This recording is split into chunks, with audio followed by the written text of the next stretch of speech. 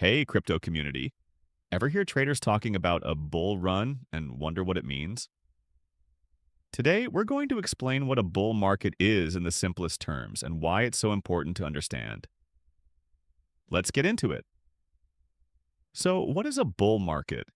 It's a period where the prices of assets, whether stocks, real estate, or cryptocurrencies, are consistently rising.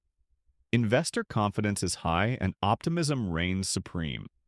A bull is a symbol of a bullish market because a bull attacks by thrusting its horns upwards. This upward movement is a sign that the market is strong and that investors are eagerly buying. Bull versus bear.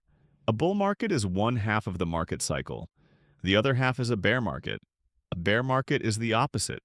Prices are consistently falling and investor sentiment is low.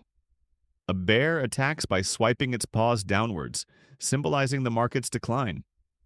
These two phases, the bull market and the bear market, are a natural part of any financial cycle. Understanding which phase you're in can help you make better investment decisions. So, there you have it.